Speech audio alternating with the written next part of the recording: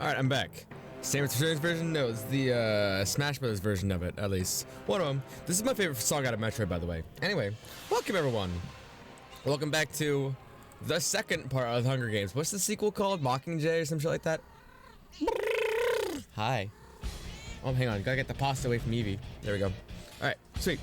Your sub expired, you wanna do? Oh, yeah. Also, Brian earned themselves a little gift subby for making the best clip last month, so keep that in mind if you want to earn a gift sub at some point this month. Let's see here. I'm gonna do that real fast. Yeah. There we go. Oh, look. My credit card information. I'm going to take this away real fast. There we go. Brian Horn. Brian. Come on, fucker. Gimme. Did it hide Via Pinata? No, it's still there. Via Pinata is there in the background for afterwards. We'll be doing that. Bam. There we go. Freak time. Yeah, freak. There you go. There goes my credit card information. Oh, there it goes. Yeah, good shit. Yeah. Luigi, look, we got a new subscriber. Luigi, holy shit. And there's your Hunger Games. Alright, so who do we got for the Hunger Games this time? Hang on, how's the volume on that? Probably fine. It's a little bit left for me, actually. This is versus Parasite Queen. Several Metroid musics tonight. Anyway, so for the second round, hopefully this won't take nearly as long as last time, but it's Anka, Chatter, Faith, Bella, Muffy, Tabby, Broccolo, Lily, Pietro, hang on, let me click off this. Bud, Kurlos, Huck, Bunny, Daisy, Ketchup, Butch, Dopey, Humphrey, Coach, Marlo, Zucker, Flo, Hazel, Cat, Genji, Molly, Petri, Julian, Sasha, Sherb, Kid Cat, Fuckface, Stitches, Sylvana, Tangy, Grapey, Brian, Blaze, A Hoarder, Fruit Flies, Funny Guy, James May, Jonathan Franks, Liggy, Man3, Mike, Picard, Birdie, and Sky. Think your info is visible to the stream? It's fine. It was just Twitch. It was just it wasn't even a actual critical information. It could have been, but it wasn't, which is nice. And also, I'm gonna move the Hunger Games simulator off the stream. I'm gonna move it off the stream so you don't get to see it. Does that sound good? That sounds good to me. Oh god. Hang on. I'm moving things. I'm moving things around. Uh-oh. Oh god. Are you on there, Baby Uni? I don't think you are, because I don't think you got your picture out to me in time. That's okay though, because we had like plenty of fellas here. We had plenty of fellas here, and unfortunately, like, we wouldn't be able to fit any more if we did. But that's fine. Anyway, we ready to start the reaping? Ready to see some murders? You want to see some deaths? Good shit. You didn't see the pictures? Yeah, no, I don't think babies use it on here. You get to live then in that case. Yeah! You with Twink and Kit Kat. Are you part of the same thing? Now, I'm gonna move this away real fast. Here's what I'm actually gonna do. So that you can't see what the characters are. Well, should you be able to see what the characters are doing?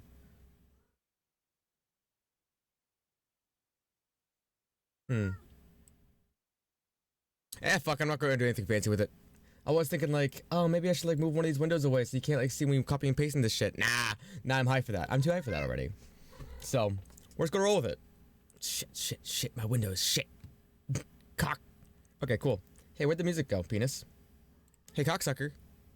It just ended. Why? Why did that happen? Why is this a thing? Thank you, cool. God. You know, things sometimes go off real well. So here's what we're gonna do. You just don't look what's happening. Look at the pretty pictures, but don't look at the but don't look at what I'm copying and pasting, and then you won't get spoiled for what's happening. But anyway, we're using ChatGPT to expand the story a little bit, make it more interesting. Hopefully this one won't be as long as last time, but it should be okay. It should be alright. Fuck Hazel. Don't be mean to Hazel. She's a comic book artist. She's doing her best. Now, don't be mad if you die in this, by the way. You guys asked me to put in this, so if you die, you die. That's just how it is. If you get fucking like beaten off by Zucker, that's just how it has to be. Now, at the very beginning of this, a lot of it is going to be very tedious. A lot of this is actually going to be like very tedious and very annoying to like go through. In fact, having to tab over several times in a row sucks, but you know, there's just not a better way to do this, unfortunately. Just don't look what's happening. Wait until you get the good flavor text. But anyway, I hope you guys are having a great night.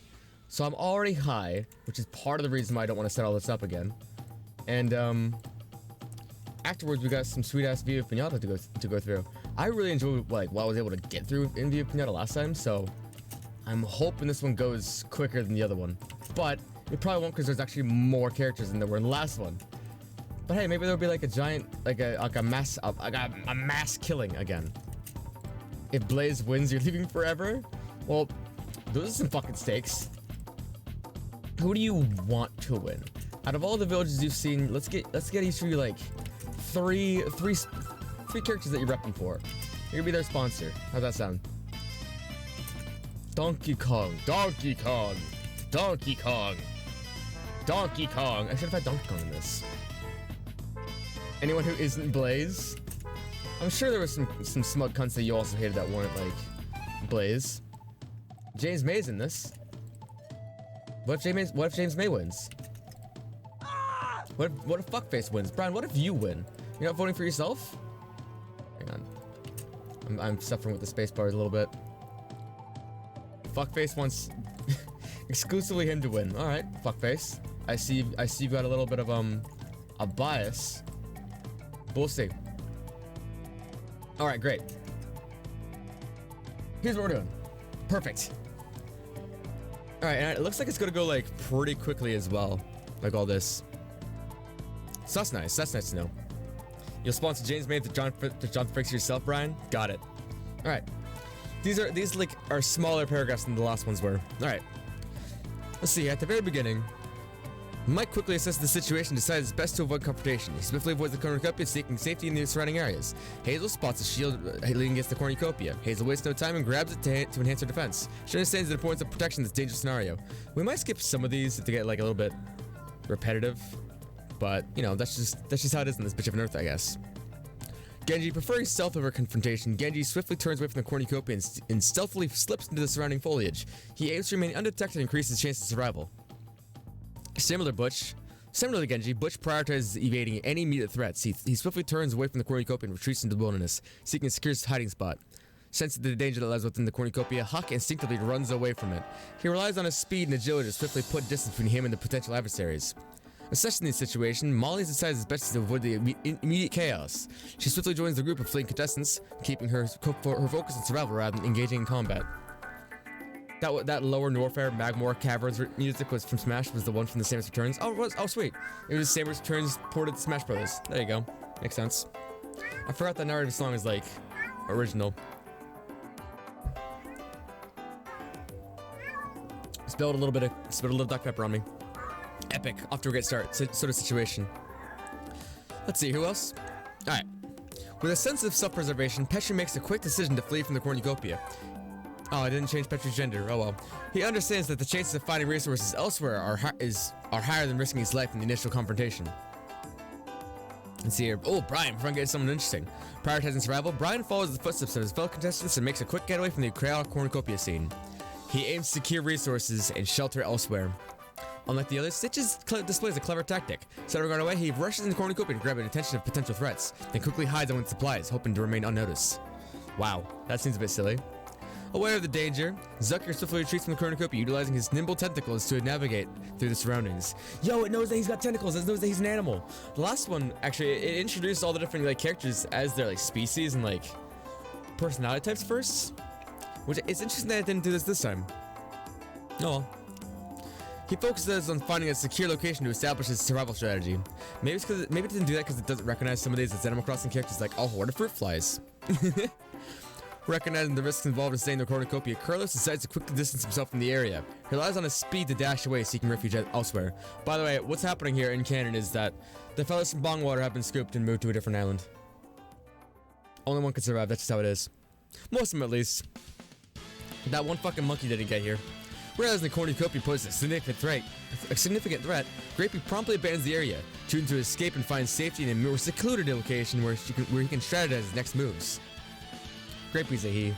Grapey's a he, now live with it. Being quick on her feet, Bunny decides to follow the example set by her fellow contestants and swiftly run away from the cornucopia, trying to secure her safety and resources in the game. Exhibiting a different approach, Julian opts to stay near the cornucopia, recognizing the value of available resources. He plans to gather necessary supplies and arms himself for the challenges ahead. With a quick eye for weaponry, Ketchup seizes the opportunity to grab a sword from the cornucopia. Equipped with the sword, she aims to defend herself and establish an advantageous position. I love Ketchup with the sword. Chicken Doodle's Infinity Board? Yeah.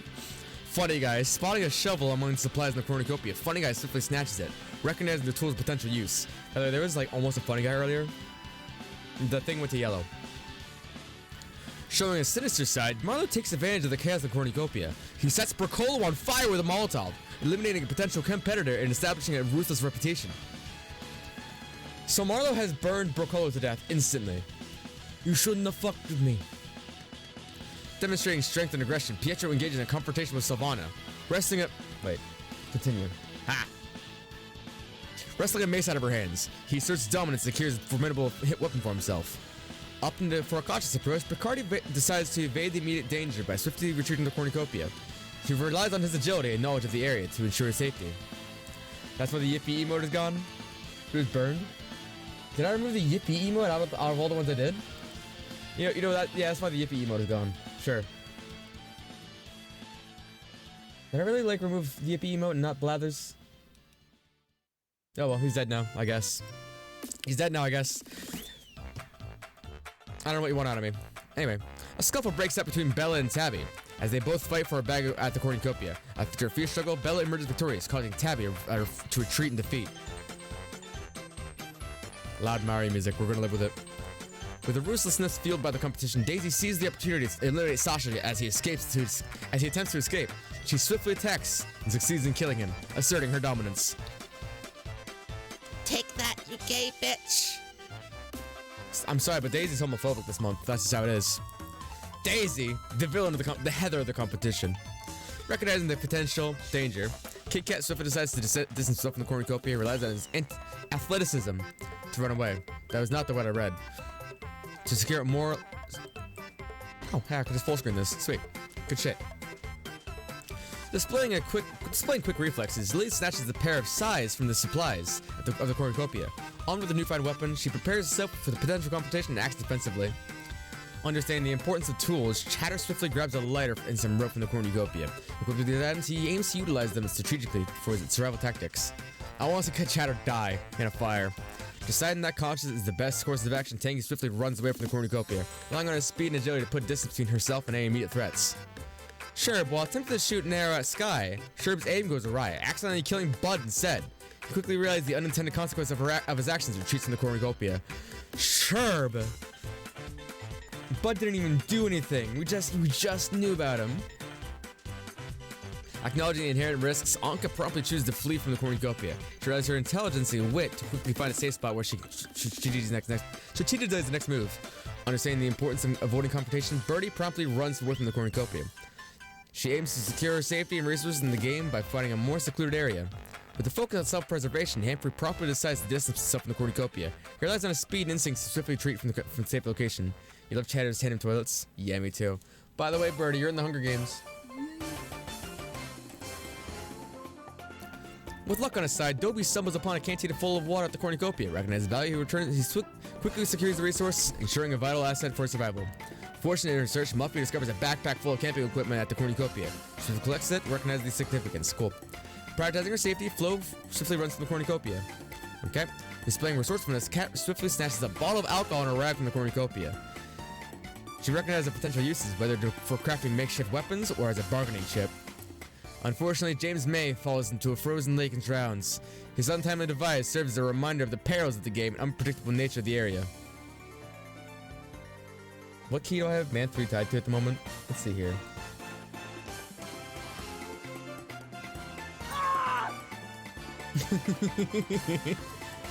James, no! I'm gonna put this on minus. There we go. James May instantly drowns. Well, Man 3, understanding the importance of avoiding immediate danger, Man 3 promptly chooses to flee from the cornucopia. He relies on his intuition to swiftly retreat and find a secure hiding spot. Seizing the opportunity, Fuckface retrieves a trident from inside the cornucopia. Armed with a powerful weapon, he establishes himself as a formidable contender in competition. Sensing the imminent danger, Jonathan Franks promptly decides to run away from the cornucopia. A scuffle ensues between Blaze and Coach as they fight over a bag at the cornucopia. After a fierce struggle, Blaze concedes and retreats, allowing Coach to claim the bag. The horde of fruit flies promptly flees from the cornucopia, dispersing into the surrounding area.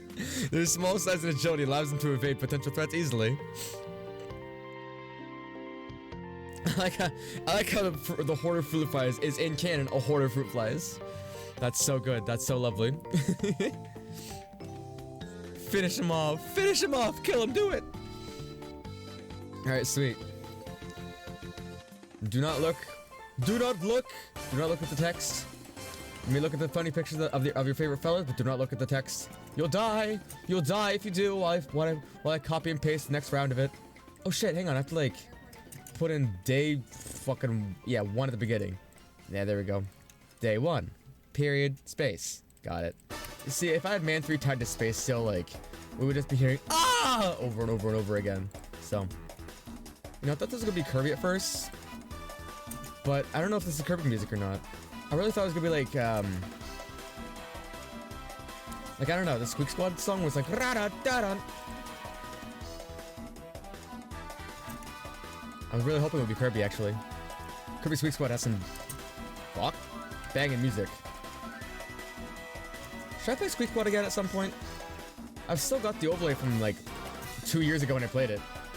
I could beat it in one stream, so like, why not treat myself with a little bit of Squeak Squad? You know, if I'm ever not feeling Tears of the Kingdom or Freezeria or Pokemon one night, I might just do Squeak Squad for funsies. Just because I really liked Squeak Squad the first time. You hoping that the funny guy or Jonathan Franks appears in your dreams from me bringing them up? I don't think so.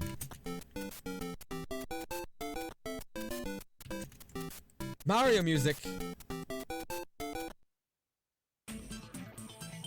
There we go. Back to Mario music. That's more mature. Mario music. Oh fuck, it's a remix. I mean, like, I don't think they've appeared in my dreams. I definitely had like a really short, disappointing dream during Birdie's stream earlier.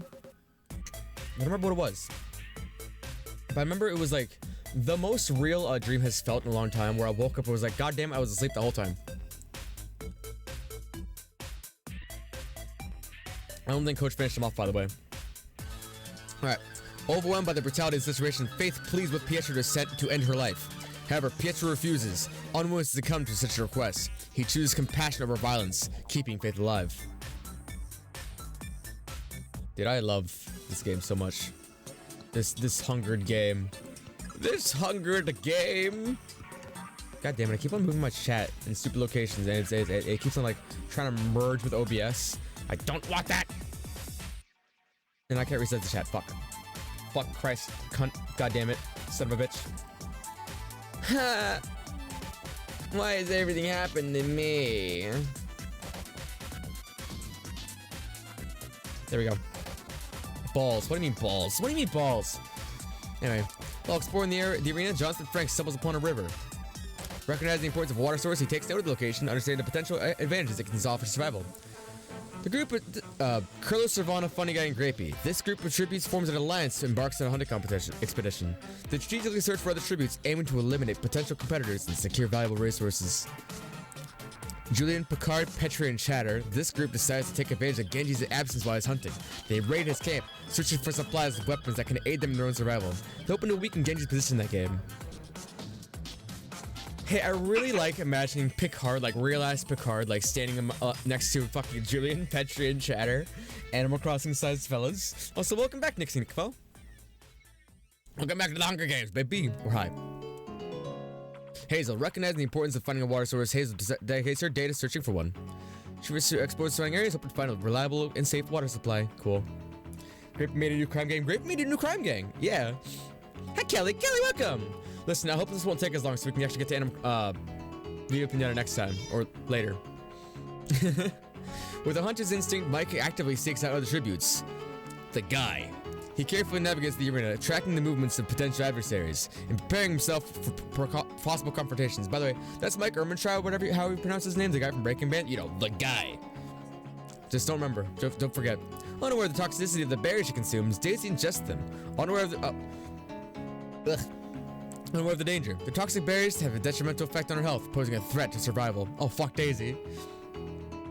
Spotting Birdie as a potential target, Brian launches an attack. However, Birdie manages to escape, evading Brian's assault and assuring her own survival for now. Damn, Brian. You just called him not the guy because it's easy to remember. That's fair. Yeah, I probably should have done that instead. I'll do that going for Otis. I'll just replace not the guy with Mike. Maybe. Sensing a potential threat from Stitches, Dobie says it's best to avoid confrontation. Swiftly runs away, prioritizing his own safety and distancing himself from the dangerous situation. Leave him as Mike. All right, fine. You go to lurk while you ate your stream account. You got it. You got it. Utilizing his hunting skills, Hawk takes to the wilderness in search of prey.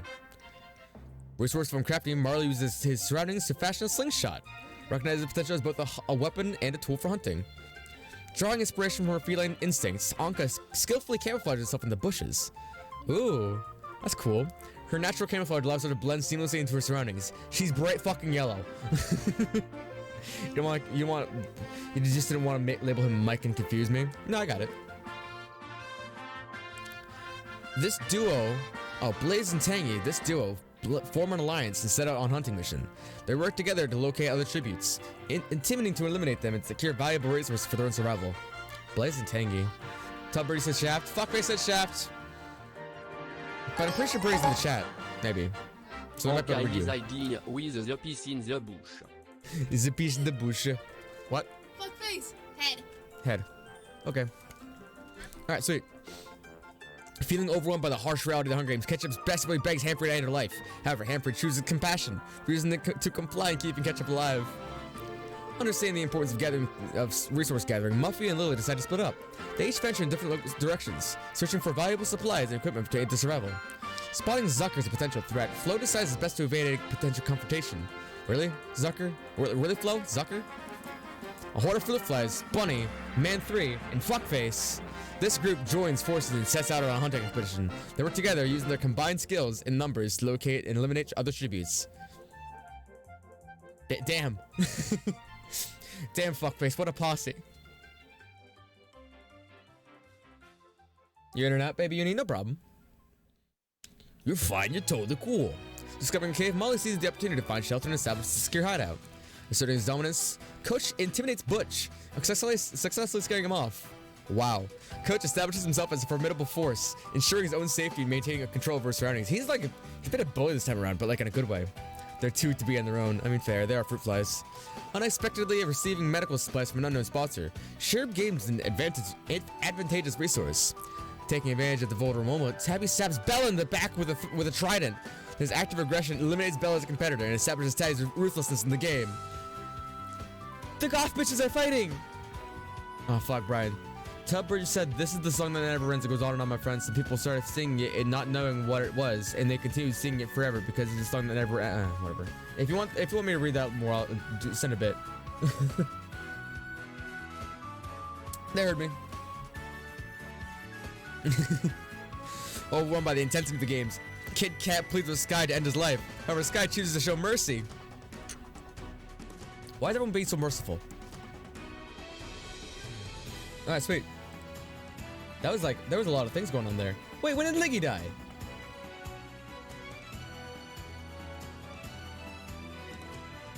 Hang on, when did Liggy die? Hang on. Liggy. Faith severely injures Liggy, puts him out of his misery. Oh. Tell Birdie pussy. Pussy? You're being a troll? No, I gotcha. You think I'm not gonna just read that out loud though? Ah, please. Rest in peace, James May. Oh, Daisy died from the poisonous berries. Well, I'll do it. Proceed. All right, don't. You know how it is again. Don't read the text. Just look at the pretty pictures. Don't look at the text. Look at the pretty pictures. If you see two pictures together, oh, you better get ready because those characters are going to interact in some way or another. Just don't read the text. That's what I'm doing. I'm just looking at the very first word, the very last word. He's pasting him right in. It'd be great. That's how I'm avoiding spoilers for myself. Like, you could just look at the like the regular old like Hunger Games thing, but like honestly, ChatGPT just makes it so much more interesting. Otherwise, it would be done in half an hour. This way, you can like paint a picture in your mind of the battlefield. That's what I'm doing at least. I have no idea what the Hunger Games battlefield actually looks like. I'll be honest. So I'm mostly just like picturing like a like a forest and an artificial dome. You know, that kind of a situation. Like a year 3006 football stadium with Hunger Games shit in the middle of it. Maybe I should watch Hunger Games at some point. All I know is that it was popular when I was in middle school, to a point where everyone would talk about it, so I actively avoided everything about it, is what it was. You know, out of spite. Kind of like how I did with, like, everything else that was popular in my life, like Star Wars, Lord of the Rings, Harry Potter, most anime, that kind of shit. Alright, next round. Rip Leggy Chin sponsor. I was rooting for him. I'm still rooting for, well, Brocolo's dead and Sherb's dead. No, wait, not Sherb. Sasha's dead. Fuck. Okay, so I'm rooting for Julian. Who else is even in this? Julian, Ketchup. I'm hopeful for Ketchup. Poor Sasha's dead. He was one of my favorites.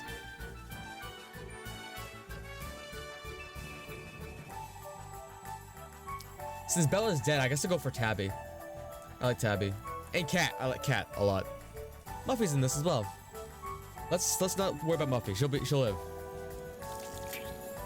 You had to pick a book to write a report on. Someone recommended Hunger Games and you immediately hated it. Yeah. See, I didn't like. I don't read books as a kid either, so it was the movie that people talked about. Like I imagine if like it was a book, it would have been tolerable. But everyone just watched the movie. Everyone watched the movie, and so you had like the book freaks talking to like the movie freaks, like arguing with that, like on the playground or some shit. It's like, would you shut up about the inconsistencies? They're both annoying. You know? Ugh. You avoid the movies. Hunger Games is stupid. It sounds stupid, but it's a fun concept, honestly. The idea, just like, hey, capitalism, you know? And I see Hunger Games is stupid. Brian, can you add that? To be fair, they also did the same thing with Harry Potter. I mean. Same. I did the same thing with Harry Potter. I like the first movie though. First movie's good. All the other ones are boring and I don't want to read the books because I don't know how to read. Benefiting from a support from an unknown sponsor, Petra receives valuable medical supplies. Good, she's a doctor. I read the British version of the first Harry Potter and thought it sucked. Wait, there's a difference between the British version and like American version? I didn't know that. Reflecting on the events of the day and the challenges ahead, Coach's thoughts drift to home. Yeah, he finds solace and strength in reminiscing about his familiar surroundings. Wait, hang on. Okay, so it immediately recognized that it's nighttime, I guess. Sweet. It instantly knew that it was day one. I didn't have to put in that it was nighttime. They changed the title, that's it. Oh well. Determined to create a source of warmth and comfort, Kat attempts to start a fire. Unfortunately, her efforts proved to be unsuccessful, leaving her without the comforting glow of heat and fire. Birdie, did you forget your spaghetti over here, by the way, or did you just done with it? You done with it? Got it. You've also got a cheeseburger. Cheeseburger. I went to McDonald's earlier, and honestly, the fries sucked for some reason. Like, it was one of those days where the fries just blew. Philosopher's Stone and Sorcerer's Stone. Oh, same shit. Taking advantage of Flo's vulnerability while she sleeps, Ketchup destroys her supplies. This act of sabotage weakens Flo's position and increases Ketchup's own chance of survival. Struggling with the task of starting a fire, Genji is unable to create a source of warmth for himself. He resigns to sleep without the comfort of fire and during the cold night. Dobie, Mike, Muffy, and Butch, recognizing the importance of vigilance, this group takes turns sleeping and keeping watch throughout the night. The coordinated effort ensures that they remain alert to potential threats while still obtaining much-needed rest. Birdie, understanding the necessity of rest and security, Birdie sets up for the night. By establishing a safe sleeping area, Birdie increases her chances of a good night's sleep, reduces the risk of surprise attacks. Facing an infection, Jonathan Franks attempts to treat it to prevent further complications. With limited resources and medical knowledge, he does his best to tend his ailment and ensure it won't worsen. Good shit. Engaging in a fight against Funny Guy, Chatter emerges as the victor. However, displaying mercy, Chatter spares Funny Guy's life, possibly forming an unexpected bond or alliance. Chatter. The Funny Guy. Stitches, Lily, Man-3, and Sylvana. Prioritizing their safety, this group adopts a sleeping pattern as a shift. Okay. Overwhelmed by exhaustion, Fuckface succumbs to fatigue and passes out. The intense physical and mental demands of the Hunger Games takes their toll on him. Not dead yet, but getting there. Struggling to start a fire, Tang is unable to create a source of warmth. Zelda. She settles for a cold night and comfortable night's sleep. Or a cold and uncomfortable night's sleep. Showing support and compassion, Unknown Sponsor provides Faith with fresh food. Faced with a distressing situation, Zucker screams for help, hoping that someone nearby will come to his aid. His call for assistance echoes throughout the night, potentially attracting both allies and enemies. Gambling Breath of the Wild during this to get enough rupees for the Super Fairy Fountain thing. Gambling's fun. Game's a lot of fun. I would sell your gems if you have any. when you're up late. Yeah. Donkey Kong. Engaging in a fight with Anka, Hanfrey emerges as the victor. However, displaying mercy, Hanfrey chooses not to take Anka's life, possibly finding value in sparing or recognizing the potential for future allies. Let me skip Donkey Kong music. It takes me out of the Hunger Games a little bit. Now Mario Tennis is, on the other hand, that's different. Faced with the challenging situation, Brian screams for help, seeking assistance from anyone who might be within earshot. His desperate plea pierces the silence of the night, hoping to attract potential allies or gain attention from sponsors. A horde of fruit flies. Oh fuck, here we go. As night falls, the horde of fruit flies gaze at the night sky, observing the stars and the vastness of the surroundings. Though small in size, their collective presence serves as a reminder of the diversity of life in the Hunger Games. I love the horde of fruit flies a lot. Just being a horde of fruit flies makes them a really unique character. Prioritizing safety and vigilance, Huck and Cat take turns sleeping and keeping watch. Receiving explosive from an unknown sponsor, Sky just gains a dangerous and potentially lethal weapon. Julian, Curlis, Bunny, and Pietro seeking solace and companionship. This group shares ghost stories with each other. That's cute. Overwhelmed by the circumstances and heightened in the weight situation, Grapey finds solace in tears as she falls asleep. Her emotions are a testament to the emotional toll the Hunger Games exact on their tributes. Proof Shin's second sponsor, yeah. Facing an uncertain and perilous future, Hazel screams for help, hoping that someone nearby will come to her aid. Establishing a bond of trust and comfort, Picard convinces Tabby to snuggle with him. This act provides both warmth and emotional support, strengthening their camaraderie in the midst of the deadly competition. Aww, Picard's snuggling the goth cat. Demonstrating lethal precision, Blaze shoots an arrow into Sherb's head, ending his life abruptly. This act solidifies Blaze's reputation as a formidable and ruthless competitor. Picard's getting laid. I'm going to fuck the cat. Okay. That's how it is. Haunted by unsettling nightmares, Marla is abruptly awoken, disturbed by the terrors that plagued his subconscious. Oh. Do I have any more soda around here? Well, I drank it all. Nope, wait, I didn't. Hang on. I got Sprite from McDonald's earlier. Surprised by an unexpected gift, Molly receives a hatchet from an unknown sponsor. Nice. This valuable tool enhances her capabilities of both defense and resource gathering, increasing chances of survival. Next round, don't look. Blind yourself! Go look back at your bucket of popcorn and dig around for like the good pieces for a second. You ever do that? Like you just have like a bucket of popcorn in your lap, like when you're at like a movie theater or just eating it at home, you're like digging around for those like good pieces. You know, the ones that are they got that ball on them. The ball pieces of popcorn, the more ball there is on a popcorn, the better, I think. Unless the popcorn is specifically made like one of those like ball types that is like exclusive to all balls, in which case, it always tastes bad. But like those guys, those are my favorite ones. You know, I've actually really been craving popcorn, but I've been like unironically scared to eat popcorn ever since like my thoracic exploded. I know it's not the popcorn's fault, but like twice now have I got a popcorn like skin stuck in the back of my throat, and then I immediately started dying for a week or two afterwards. Like twice is a pattern, right? Or is that a sole coincidence? Chin popcorn. But listen, think about getting a job at this movie theater down the road. Like downtown. Because my sister used to work there and she was telling me that like it's a real easy job with a lot of shitty other coworkers. I'm like, hey, I'll take tips by being the best bartender. Yeah, sure, why not? And that means free popcorn. The dogs are barking. It sounds like the soda is here. I ordered soda earlier because I'm almost out. God, it's so fucking hot in here, by the way. Like, I'm dying.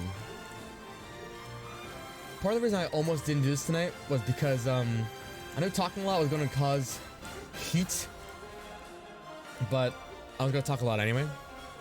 You bought another jar of pretzel bites? It's half empty already. See, I'm a fan of pretzel sticks, personally. I can't do with the peanut butter pretzel bites, they're too dry. Faced with the presence of funny guy, Jonathan Franks chooses to run away. Recognize the Day 2. Recognize the potential danger and engaging with him directly. He prioritizes self-preservation and avoids confrontation. Weapon battalion air conditioning? It's over there, pointed at the bed. Which Birdie needs in order to live. I've got this one. Which isn't even pointed at me, it's pointed above me. Hang on. Ah, damn it. I turned off the fan.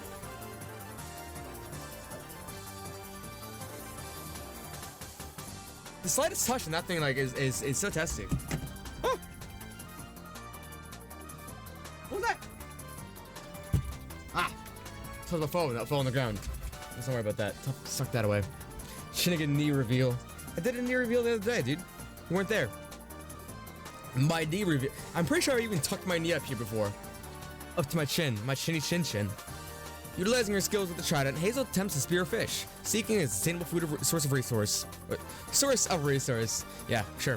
A horde of fruit flies and forming an unexpected alliance. The horde of fruit flies and Molly work together for the day. Although their conditions may be limited individually, their collective efforts help each other in gathering resources and keeping watch for potential threats. I love the fruit flies. Benefiting from a support from an unknown sponsor, Picard receives medical supplies. Determined to eliminate Stitches, Blaze relentlessly chases after him. This pursuit demonstrates Blaze's aggression and desire to eliminate competition, leaving no room for hesitation.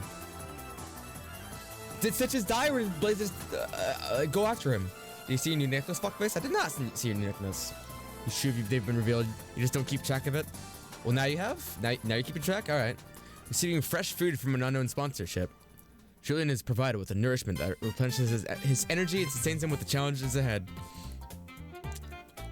Hey, why does Blaze keep on killing people successfully, by the way? He's a slaughterer. Grateful for the support of an unknown sponsor, Carlos receives clean water. It's in the Discord. Yeah, I'll check that out real fast. I like necklaces. I like necklaces. Someone's gonna kill you for it. Holy water. Hey, that's pretty good. Nice holy water necklace. You know, this is a question I've had for a long time. So, if you put holy water, it's been blessed by like a priest or a pope or whatever, into a larger container of water, the rest of that water becomes holy water. So what if you just dump holy water into the ocean? Does the entire ocean become holy water, or does the saltiness of the ocean clash with that? Our vampire, someone's had to have done that in that case, in which case our vampire's not allowed to like swim in the ocean without going, I'll stay up here in the sand, thank you. No, thank you, I don't like to go swimming. Like, is that a thing? And does the water cycle, like rain going back up into the clouds and becoming like clouds and shit, unholy the water? Because like if some holy water evaporated, would that not make the entire cloud holy water? How does holy water work? Too much salt, yes. Okay, so the salt, like, okay, even if the salt like unholies the ocean, what about clouds? There's no salt in the clouds. That's just gas. It's just the same water but as a gas. What does it lose? What does it gain? 1, 2, 3, 4. I especially love the music that goes ho ho ho. Oh ho ho ho. Why is Donkey Kong's song full of moans? Dude, imagine if you like got with someone who moaned like this when they came. They go by us and now go ho ho ho ho ho. Benefit from the aid of an unknown sponsor. Sky receives medical supplies. Oh shit. Oh shit.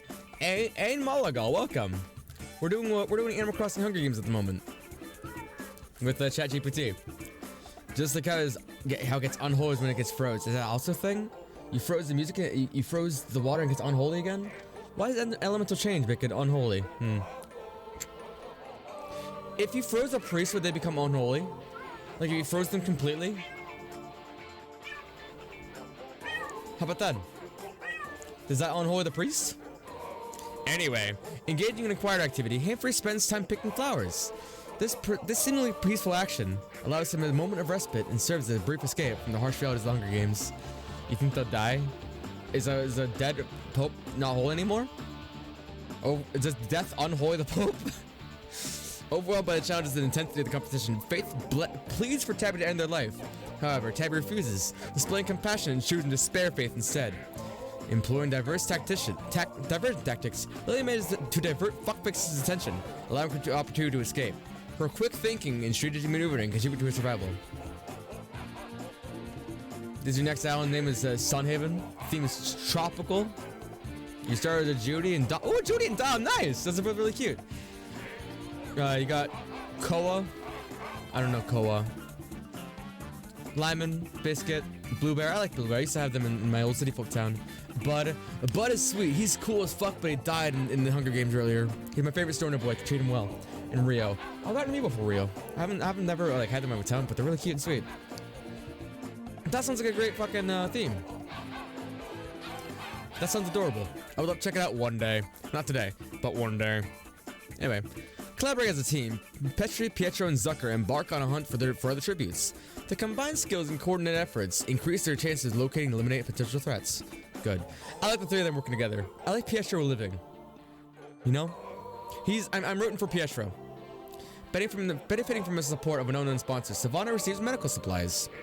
Attempting to spear using a trident, Man 3 seeks a reliable food source. Though his success may be uncertain, his determination and adaptability are evident in his resource gathering efforts. Recognizing the potential dangers posed by Ketchup, Genji chooses to run away. Joining forces, Marlo and Bunny embark on a hunt for other tributes. The collaboration allows them to pool their skills and increase their chance of success. Cool. Noticing smoke rising in the distance, Tang decides against investigating. Driven by the desire to eliminate other tributes, Chatter actively hunts for potential targets. His aggressive approach demonstrates his commitment to surviving the Hunger Games. Expressing gratitude for the support from an unknown sponsor, Anka receives fresh food. Nice. Food. Manipulating Huck's emotions, Muffet convinces him not to harm her, only to betray his trust and kill him instead. Her cunning and ability to deceive showcase her strategic mindset in the face of adversity. That's so harmful. How can you hear a dude that looks like who sounds like this and then slay his ass, betray him? That goth bitch ruthless. Mario music. I don't like listening to very obvious Mario music typically. Okay. No, I see. I'm only allowed to listen to Mario music from now on. Yeah, good. Engaging in a brutal act, Coach bashes Butch's head in with a mace, eliminating him as a competitor. Coach's ruthlessness and calculated approach up to the competition becomes evident in his lethal encounter. Coach has been so strong this time.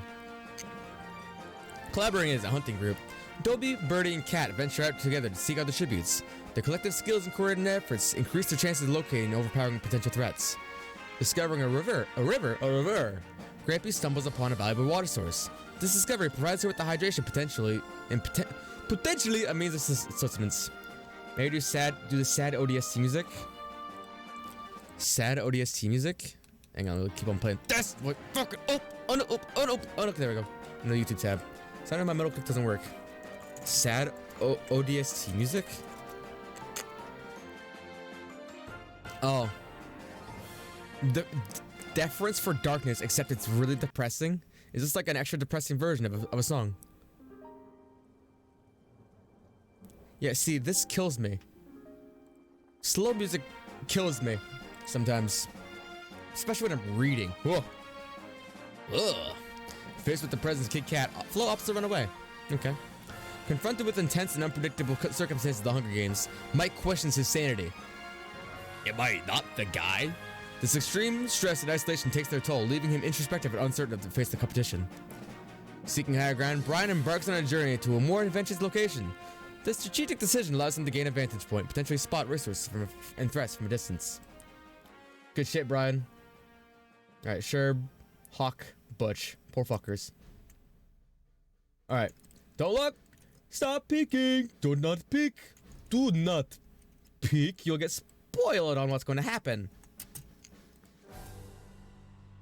Okay, I say slow music kills me, but like, this might ramp up at some point. I think what I mostly want is like music that's fine in a battle, or music that stands out in a hilarious way. Like the goddamn the Yoshi music from earlier. Rip Butch, the first villager to give you a photo on the DS. Aw, man, that old man got fucking maced. That poor old dude got his head caved in by a goddamn mace. It's so unfortunate, but it had to happen. Damn, I can't believe Picard's the only one like getting any action this time around. Let's not forget earlier, he fucked Tabby. Don't forget. Picard's the only one who's doing that.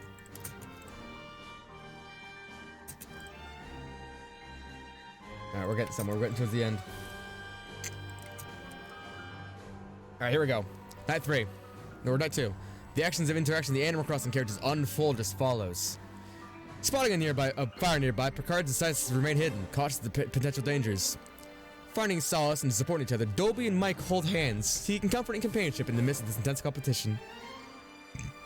Their connection provides a source of emotional stability during a challenging time. You're the guy.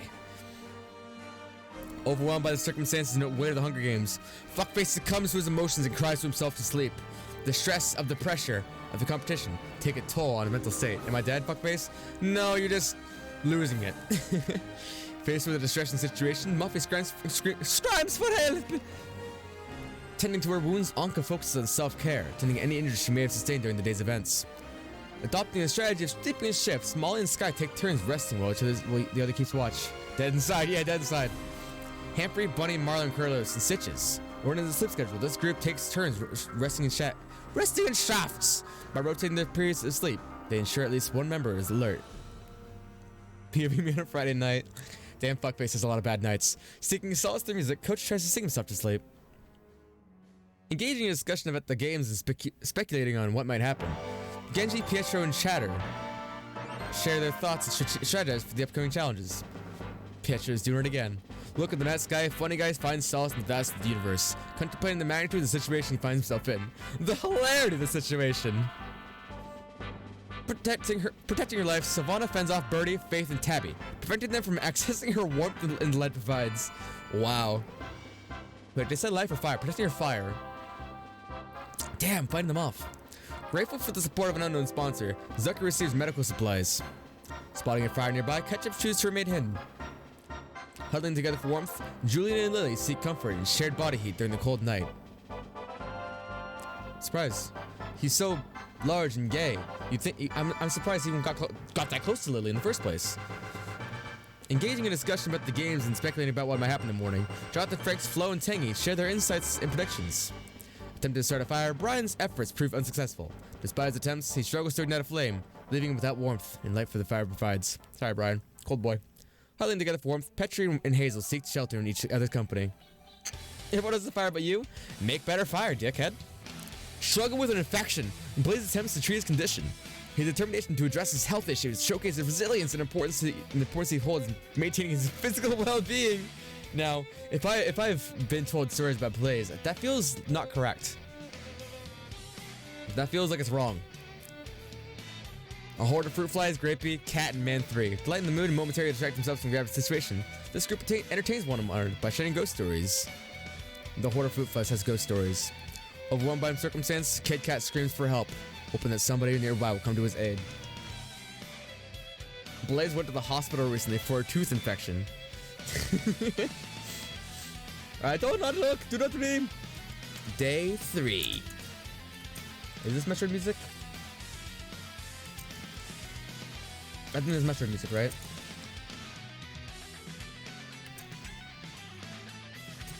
It sounds like really hardcore Metroid music.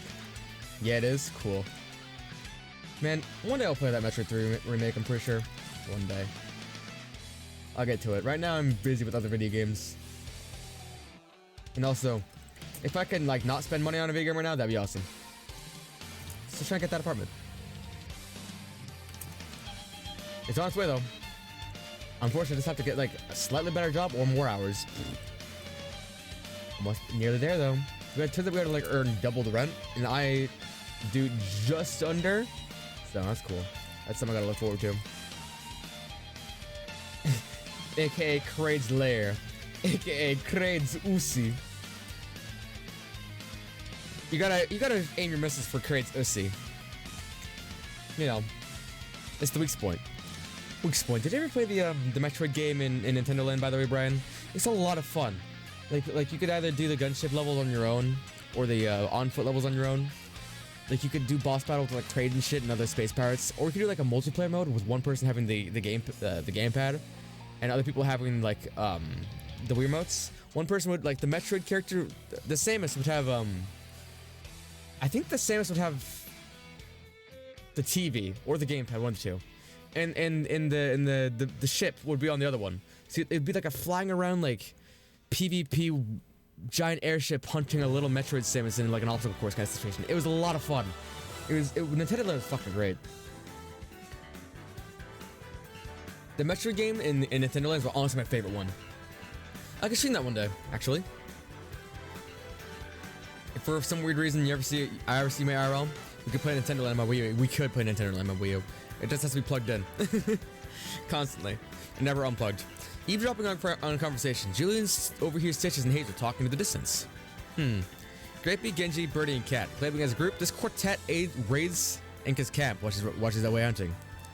Forming an alliance, Pietro and Curlers work together, combining their skills and efforts for the day. Aww, sheep's working together. Grateful for our support from an unknown sponsor, Molly receives fresh food. A horde of Petri, a horde of fruit flies, Humphrey, Zucker, and Mike. Tracking down Tabby, this group confronts and kills her. This coordinated effort and determination to eliminate a competitor showcases their ruthlessness and strategic mindset. Wow, these 5 fuckers all had it out for Tabby. Let's get one of those USB battery packs and tape it to the back of a Wii tablet. That could work. In an attempt to escape Kid Cat, Man 3 sprains his ankle, hindering his mobility and potentially making him more vulnerable to the game. Picture this. Kid Cat and Man 3 from...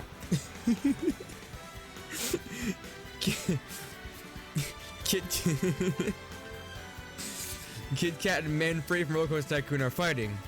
He pivots and runs away, trips a little bit while rolling down a hill. Engaging in a fight with Muffy, Picard emerges victorious but chooses to spare her life. His mercy demonstrates the level of compassion or perhaps a strategic decision to maintain alliances. Take advantage of his opportunity, Marlo steals from Bonnie while she is distracted. Flo, Brian, Ketchup, and Chatter and Coach. Venturing out together, this group hunts other tributes, seeking potential targets to eliminate. Brian's on the hunt. Man 3 from Zoo Tycoon, not Roller Coaster Tycoon. Yeah, that's the one. Sky, Faith, and Dobie successfully ambushing Lily. Jonathan Franks and Blaze. This trio engages in a lethal confrontation, eliminating multiple competitors. Wait. Sky, Faith, and Dobie slew Lily, Jonathan Franks, and Blaze? Damn! Damn, Dobie. Back at it again. Damn, I didn't think Blaze would go down that easy. I'm grateful for the support from an unknown sponsor. Fuckface received clean water. Triple Man 3 moment. Grateful for the support from an unknown sponsor. Oh yeah. Accidentally triggered a landmine while attempting to arm it. Tangy falls victim to a tragic and fatal accident. Her misfortune serves as a reminder of the inherent dangers of the Hunger Games. Here's what that sounds like.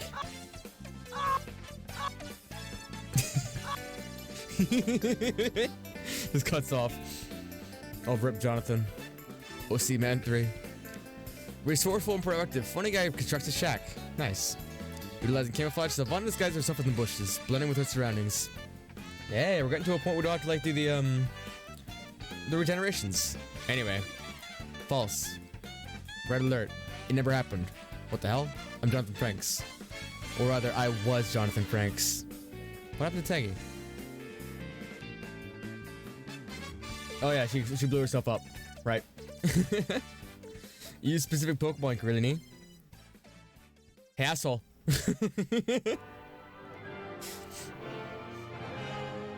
This is that.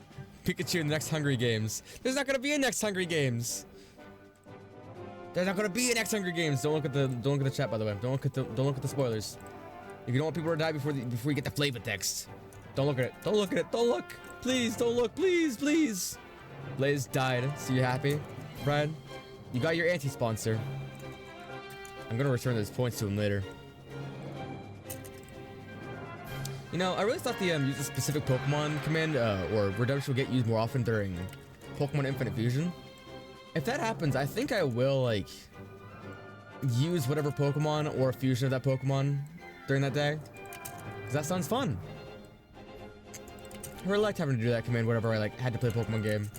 Just fucking around with like a new guy. Yeah. If I even have that guy at least.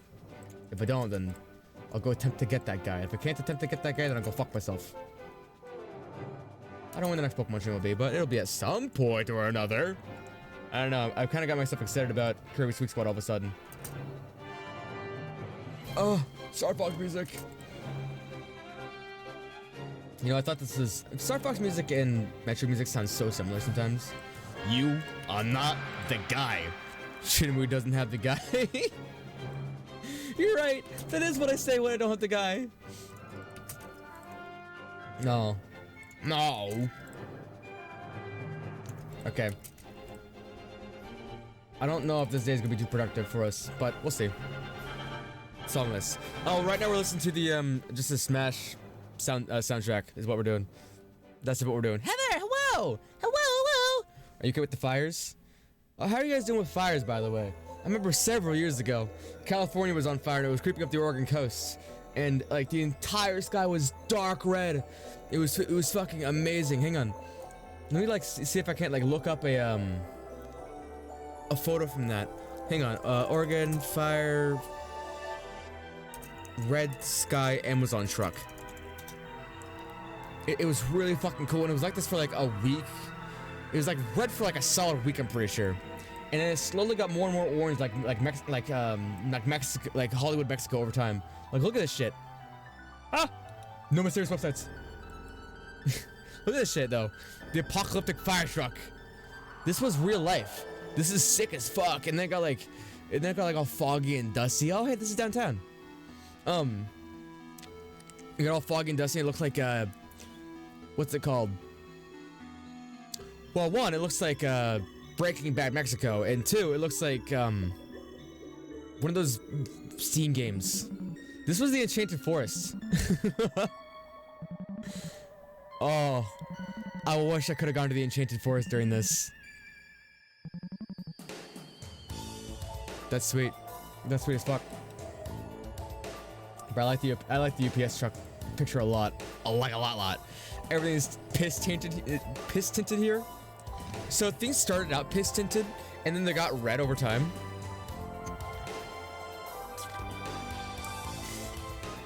So like if you look out the window and it's piss tinted, and it starts to get more piss tinted over time, like foggier, pissier, it might become dark red at some point. Which honestly, they were horrible fires, but it was really cool to live in. Bad for my lungs, but really cool.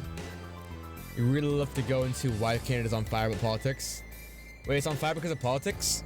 California was on fire because one, summer heat happened so fast, and some asshole fucking set up a firework and sent in some forest somewhere, as it happens every year. Honestly, I'm surprised there's not a giant fire creeping up California right now, unless there is one and I haven't heard about it. But that happens. It happens every year. This a couple years ago was particularly bad. Take advantage of Hazel's vulnerability. Handfree destroys her supplies while she's asleep. Grateful for the support of an unknown sponsor, Zucker receives medical supplies. It's on fire because of climate change. That's not political. That's just a fact. Anyone tries to make that political is silly. Battling an infection, Kid Cat attempts to treat his condition. Oh no. Tending to his wounds, Coach addresses his injuries. Desperate and overwhelmed, Molly pleads with Chatter to end her life. Despite his reluctance, Chatter reluctantly agrees and kills Molly, ending her suffering. Wow. How does this work? Well, we're not doing a song request right now. It's just this. Well, hang on. You know what? I can't do that actually. I can and I will. I'm gonna bring up Mobot.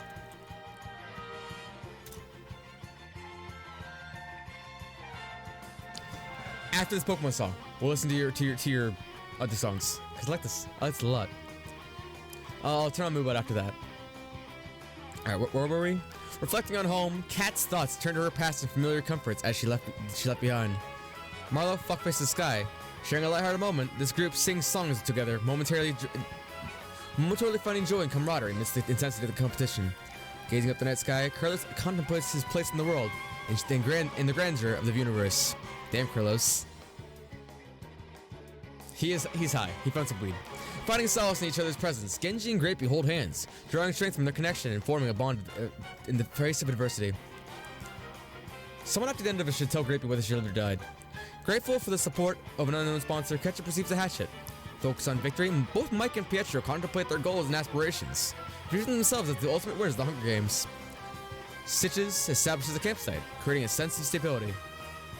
Nice. Gazing up the night sky, Faith finds solace and inspiration in the celestial wonders above. Asserting her dominance, Flo fends off Bunny, Brian, and Julian, successfully protecting her fire and securing her territory within the area. Grateful for the support from an unknown sponsor, Petra receives clean water.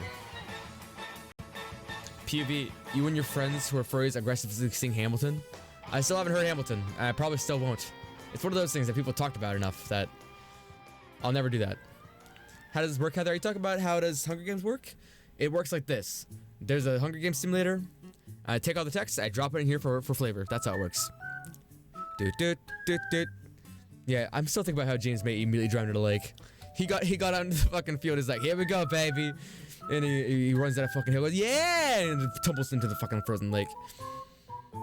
Anyway, resorting to violence, Funny Guy brutally kills Birdie by bashing her head in with a mace, showcasing her ruthless nature and her willingness to eliminate threats. Damn! Birdie got by the Funny Guy. Overwhelmed by circumstances, Picard screams for help, hoping that someone nearby will come to his aid. A horde of fruit flies, oh shit, begging for Anka to end their lives. The horde of fruit flies seek release from their suffering. Despite their plea, Anka refuses, shooting to spare their lives for unknown reasons. Oh yeah. Yoshi music. Let's go to Moobot instead. No keep. The first song in Song Request is from 2 days ago now, and 17 minutes long. Yeah. One Piece Warriors. Wait, there's 4 One Piece Warriors games? Let me turn this up a little bit, actually. You requested One Piece Warriors.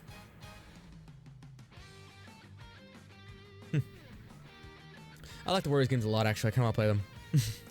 Funny Guy showing where he's hit the Brian's head. Spotting him and fire in the distance, Man 3 decides to stay hidden, perhaps so wary of his potential dangers. Man, I wish I could play like a really quiet Man 3. Wait, can I? Ah, yes I can. POV, you're at the fire and you hear in Man 3 might be in the distance.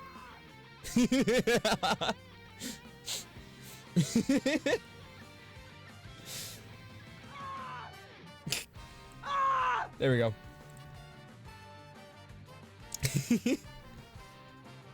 Grateful for the support from an unknown sponsor. Sylvana receives clean water. God damn it, continue generating.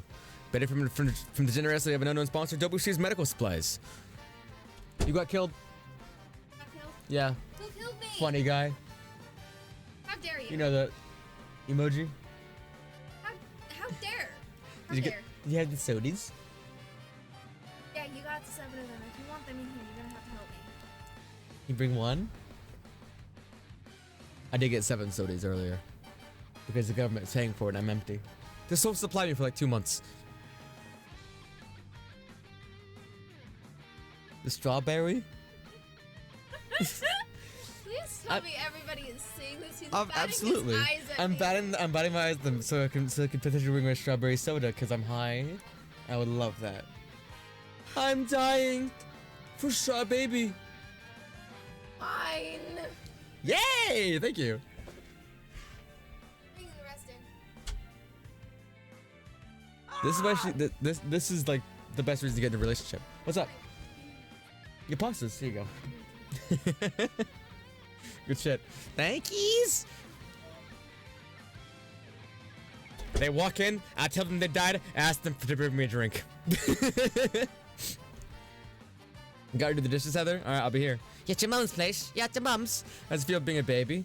I'm baked, dude. I'm allowed to be a baby. That's how it is. It's called manipulation. Listen, the stream's late because they were laying on me and wouldn't let me up. So, hey. There's that.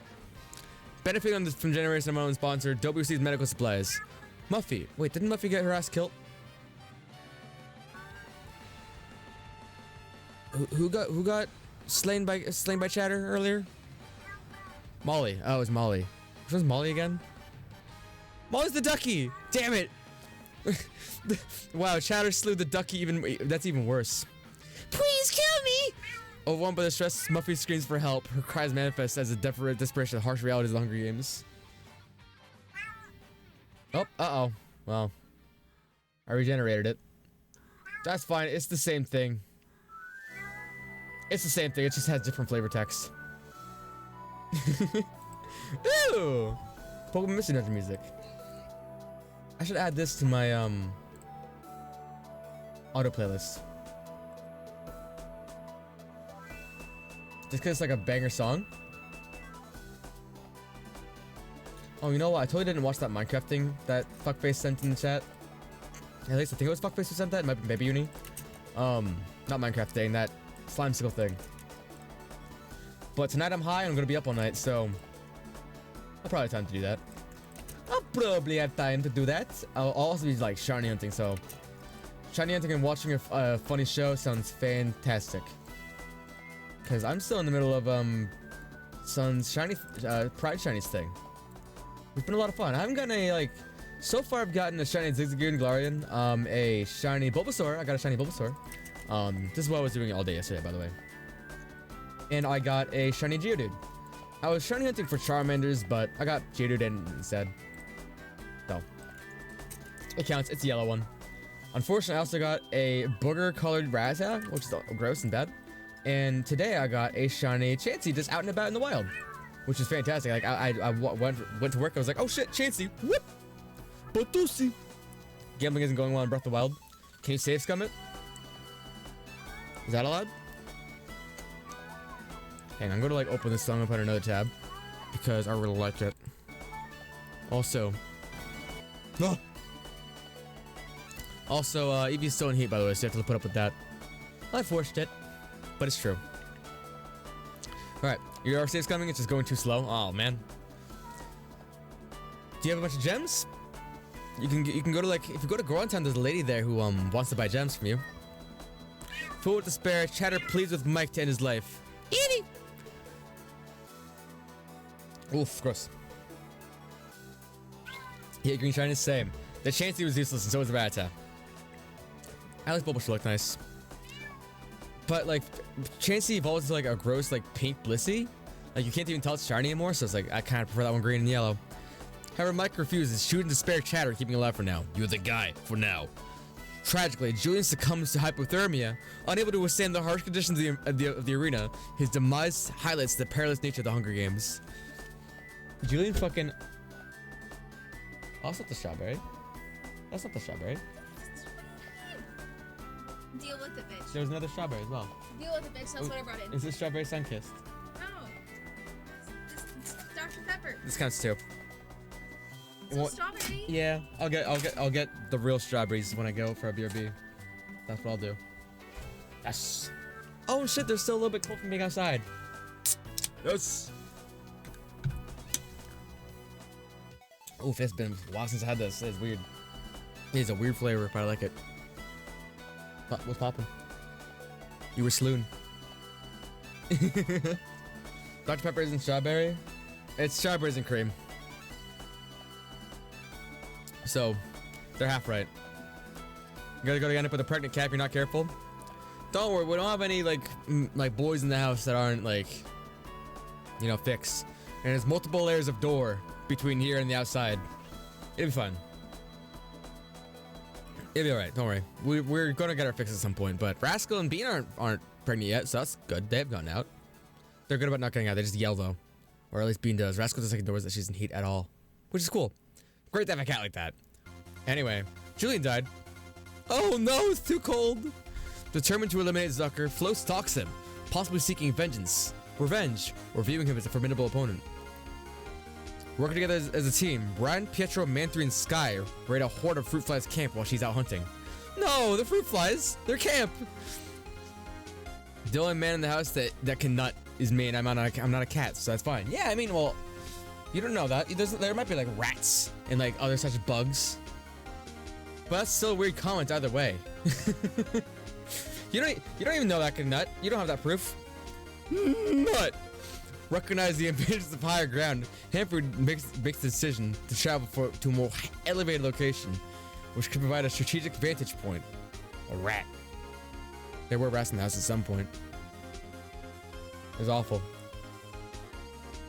There's still rats in the house actually. Every winter you can like hear them like in the walls, like skidding around in like the pipes, like in the shower specifically. Like you'd be sitting there on the toilet and you'd hear like something in the wall. It's great. It's so nice. It's really funny. Exhibiting a ruthless streak, Stitches severely injures Kid Cat, leaving him to die. I'm also fixed. Yeah, I'm fixed. Wait, what? Oh shit! Stitches severely injured Kid Cat. I forgot Stitches was even in this, honestly. Can someone add that quote? Thank you. Alright, Funny Guy, Petri, and Coach continue their hunt. They remain focused on finding and eliminate their opponents. Engaging survival tactics, Hazel spends her day fishing. Grapey, taking advantage of an opportunity, Grapey stabs Bunny in the neck while her back is turned, displaying a ruthless and calculated approach to this game. Grapey moment, Grapey moment, Grapey moment, Grapey moment. Grateful for his support of an unknown sponsor, W receives fresh food. Making a significant discovery, Picard just comes across a river, which can provide for a vital water source and potentially other additional strategic advantages. Benefiting from the support of an unknown sponsor, his father receives a hatchet. Grateful for the assistance of a sponsor, Fuckface receives clean water. Employing camouflage as a survival tactic, Ketchup conceals herself in the bushes as a tomato. The perfect disguise. Engaging in fishing to secure sustenance, Faith displays resourcefulness. Similar to Faith, Muffy dedicates her day to fishing. Marlowe. Resourceful and inventive, Marlowe creates a slingshot, potentially equipping himself with a versatile weapon for future conversations. Displaying stealth and cunning, Carlos stalks Genji. Okay. Not really an active day, but I don't know, Buddy got stabbed, so that's cool. So that's cool. What is it, night 4? Do you think it's gonna go like 8 days like I did last time? I hope it doesn't. I found that if I cut off the the second half of a lot of these sentences, it's going by like a lot faster and better and smoother, and like I can like not stumble over my words every single time. Wow, because it kind of like says the same thing over and over again with some of these like basic things. You kind of get the point eventually. Like, oh hey, this person got water. Let me explain to you why this is advantageous to your health and the survival of the contest. Do you add OCs through butt spot? The OCs that come through butt spot are the ones that I add to the OC bot. Or the OC quote. Is add OC for OCs and add quote for other quotes. Is what I do. I think I use Moobot. I use Moobot for that. And I use Streamlabs for the quote command. This is Moobot. I don't know why, but like they barely work different. Like they barely work differently, but they don't do the same thing, unfortunately. I don't want to have 2 bots, but I have to have 2 bots. Sure, there's probably like an easier way to figure that out, but you should add them to Streamlabs so you can see them. I can see them in Moobot also.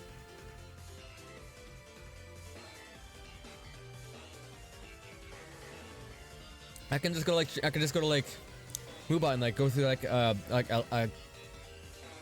think there's a list, like a quote list or something like that. It was without context or funny though, honestly. Like if it said OC Juicy like 21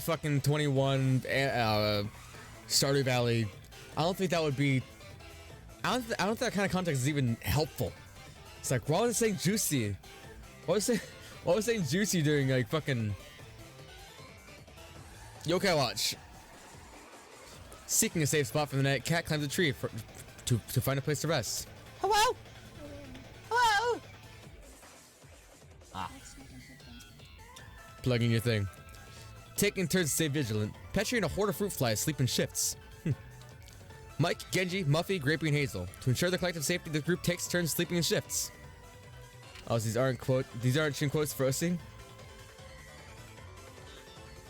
Yeah, they're for OC. Not for me. They're your OCs, not mine. There you go.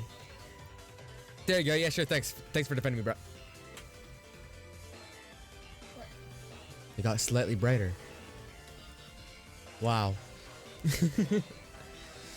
Turning to his wounds, Dobby takes the opportunity to address any injuries he may have sustained. Save Scum the Ussi. Miss her every day, Ussi. Devastatus los. These Ussis belong to the people. Contemplating the possibility of winning the Hunger Games, Sky allows herself to dream of victory. Marla welcome. Bubbles. Marla welcomes Hamfrey into the shelter, potentially forming an alliance. Hamsters. Wow, your OC, my OC. We all OC bussy. Wow. Wow, Corellini. That was like calculated. We all claim for OC bussy. Usi. Wow, what a fucking quote. Thank you. Good shit. Alright, taking turns to rest. Savannah, Anka, and Fuckface sleep in shifts. Struggling with the mental strain of the games, Chatter questions his sanity. In the darkness of the night, Carlos loses his sanity, or who loses sight of his surroundings. Haunted by nightmares, Coach is abruptly awakened by the night, or during the night. Magnificent. Sci-fi. Sci-fi emote? Sci-fi.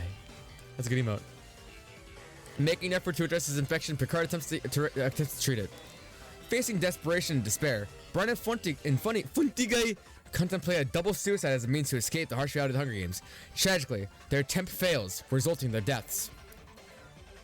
What do you mean attempt fails? If their attempt was suicide and it failed, then they wouldn't be dead. Anyway, Brian and Funny Guy. Double suicide. It's sad, but it had to happen. Ensuring the safety of their food supply. Faith cooks her food before extinguishing her fire. Displaying a sense of camaraderie and connection, Faith and Stitches hold hands. Benefiting the support of an unknown sponsor, Flo receives clean water. Grateful for the assistance of an unknown sponsor, Zuck receives medical supplies. Similar to Cat, Man 3 seeks refuge by climbing a tree. From a tree. Rest and piss. Day 5. Day 5, don't look at it, you got spoiled, don't look at it. Did you ever hear about the surgery that had 300% failure rate? Have you ever heard about the surgery that has a 300% failure rate? No, tell me. I do not know. What is the surgery that has a 300% failure rate? Is this his joke setup? Or is it real, by the way? I need to know! Giving birth to twins? 300%?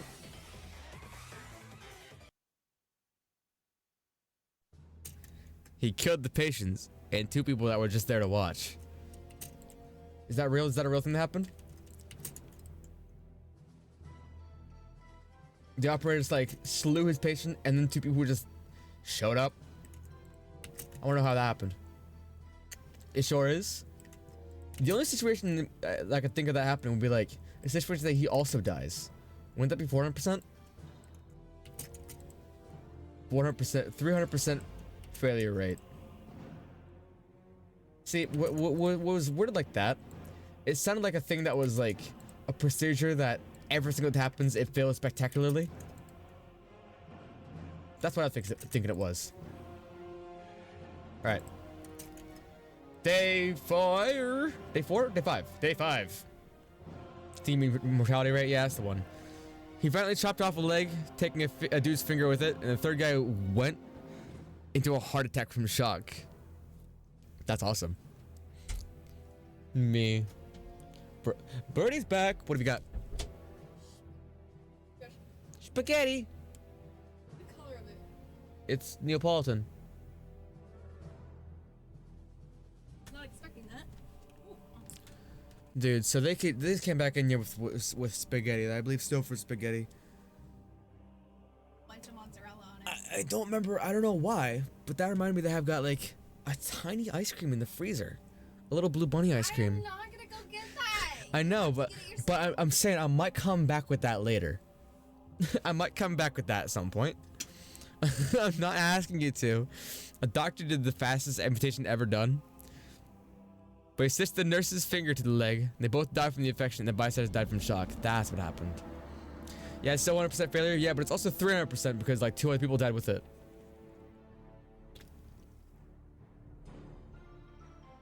Oh well. Genji's intimidating presence frightens Marlowe. Anyway, in a brutal and violent act, Pietro attacks Flo, causing fatal injuries with a mace. Wow, Pietro. Pietro with a mace. What? Has Creepy died? I don't think so. Grapey has not died yet. Have they? Depends on your definition of complete failure. They stabbed Bunny. The one who killed me? They Grapey stabbed Bunny at some point with a knife. Killed me? The one who killed me? No, the person who killed you was Man 3. Man 3 and Brian actually just did a double suicide. Ryan, why'd you kill yourself? I don't know. Tell Birdie dildo. Dildo! There you go. They weren't paying attention because they don't care. Zucker's exploration leads them to the discovery of a river. Dobie utilizes the trident to attempt to catch fish. Intimidated by Fuckface's presence, Man 3 decides to retreat from the encounter. Man 3 runs a corner, sees Fuckface. Funny guy killed Birdie, yeah. And then I told him that funny guy did a double suicide. That's the one. Did I say Man 3? I meant to say funny guy. Anyway. Humphrey receives medical supplies from an unknown sponsor. Cool. Ketchup successfully diverts Hazel, allowing herself the opportunity to escape and potentially avoid any immediate danger. Carlos utilizes fishing skills to try and secure a food source. Mike's intimidating demeanor frightens Sky, causing her to flee from the encounter. Stitches benefits from the support of an unknown sponsor, giving him free food. Fresh food! Muffy spots smoke in the distance, indicating potential human activity. However, she chooses to prioritize her own safety and survival, opting not to investigate the source further. Tell Barry I love them. Heather says you love them, or they love you. Both ways. They made a heart with their fingies. Recognizing the need for a weapon, Picardo crafts this wooden spear. Picardo wooden spear. See, this whole time I imagined him as like his big old Picard suit with like a gun and all that. Shatter embarks on a hunting expedition. Understanding the importance of his self-defense. Self-defense. Faith crafts a wooden spear. I will tell OC I OC them. I will OC I OC them. Good shit. Anka feels threatened by the presence of a horde of fruit flies and chooses to flee. Me too. Me too. God, Birdie's last department be like, Grapey's receives a valuable hatchet from their own sponsor. Savannah utilizes her skills to create a slingshot, giving her a ranged weapon. Cat shadows Coach, potentially observing his movements. Oh, good. Tragedy strikes Petrie. Tragedy strikes as Petrie succumbs to hypothermia, succumbing to the harsh environment of the conditions of the Hunger Games. Their main tributes must navigate these developments, using their skills, resources, and alliances to increase their chance of survival. Fucking Petrie died of hypothermia, man. Following tributes. Brian, Funny Guy, Flo, and Petrie. There you go. Listen, give me a Funny Guy button. I honestly didn't think Funny Guy button would stay this funny for this long, but it has. And I think it will remain funny for a long time to come. Come? A long time to come? Did someone say come? Super smashed bubbers. I love the brothers who smashed. Okay, that was great. That was really well timed. Can we get a remix of the Brawl theme, but all these different chants are replaced with Man 3 but pitch shifted? That'd be lovely, thank you. I gotta know how to pitch shift things very well and efficiently.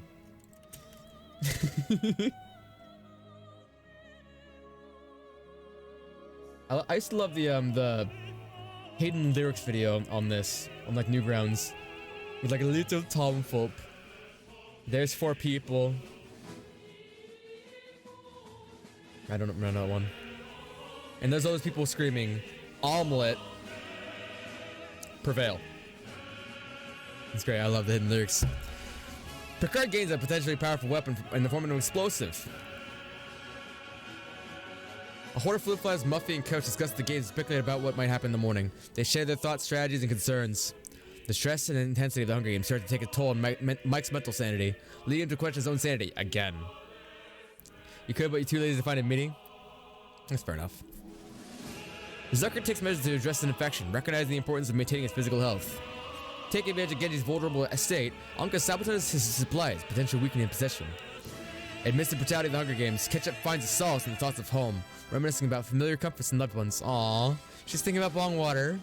Prioritizing rest and security, Chatters establishes a campsite. Well, also, she still lives with that one freak, Antonio, so I don't know. Prioritizing rest and security, Chatter establishes a campsite. Cat says to rest, seeking the physical and mental rejuvenation that sleep can provide. Fuckface, Ham-Free, Man-3, and Curly sleep in shifts.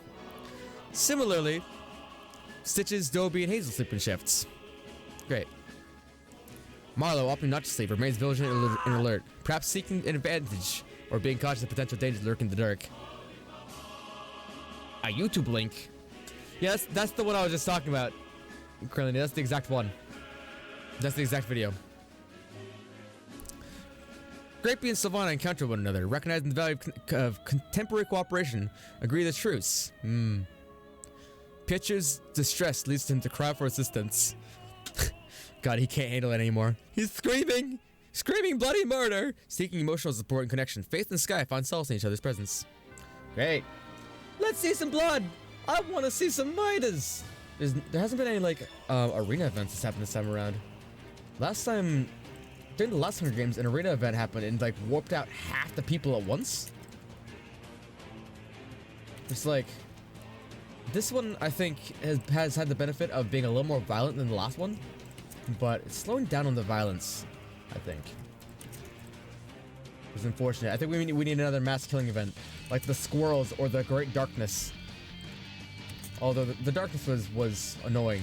The Squirrels was fucking hilarious. Looks like I have more nuts than the rest of you! Oh shit, remind me later on to make a thumbnail for the Best of May video. I've got that made and printed up. I just have to make a thumbnail for it and upload it. I meant to do that earlier today, then I didn't. I fell asleep. That's fine. Alright. Proceed! Best of James May, easy. Best of James May, there you go. Well, I think that would get like... That would be mistaken for Best of James May moments, which there were like maybe one James May moment that whole time. On the 6th day of the Hunger Games, the remaining tributes face a variety of challenges. Marlowe utilizes his surroundings to blend in and conceal himself in the bushes. Sky faces an unfortunate incident while foraging for food, experiencing the pain and potential setbacks of injuries sustained during the survival activities. She's pricked by a bush. James May wearing a Best of shirt. That's good. There you go. Well, usually they're all the same, but I can definitely fuck with that. Pitcher hones his archery skills, aiming to improve his accuracy and increase his chances of success in future confrontations. Curlis, Zucker, and Humphrey unsuccessfully ambush Fuckface, Sylvana, and Man 3. The group of tributes led by Curlis and including Zucker and Humphrey attempt to launch a surprise on Fuckface, Sylvana, and Man 3. However, their plan backfires and they fall victim to their unintended targets, losing their lives in the process. Damn! Damn, Fuckface and Man 3. POV, we kill 3 men. Oh, that was 4. That was the fourth one was Man 4 screaming. Man 3. Fourth man. May when it was Man 3 got introduced, right? I believe so, yeah. I think it got in there at some point. I don't remember. Was there a clip ever made for Man 3? Surely. Taking advantage of Anka's vulnerable position, Faith launches a surprise attack, stabbing from behind. Okay. Well, there goes Anka. Shrug. Recognize the benefits of collaboration. Mike and Kat join forces. You're the guy. Picard is granted much needed medical supplies again. Coach takes on the role of a caregiver, providing care to and attention to Dobie's injuries. The group of tributes led by a horde of fruit flies comes across a river, potentially providing them with vital water resource. Chad receives a potentially powerful weapon in the form of an explosive. Genji suffers injury, likely impacting his mobility and overall effectiveness in the game. May was when Man 3 got introduced, right? It was like Mario's playthrough DS. That might have been April. I think Mario ended in April. I want to say. Pretty sure. Either that or there were like no Mario clips from the last stream. Pretty sure it was April. It doesn't feel like it was, but I think it might have been. Oh, penis music. Good, good. Stitches sees an opportunity to pilfer supplies from Grapey. Oh shit. Muffy, like a horde of fruit flies, comes across the river.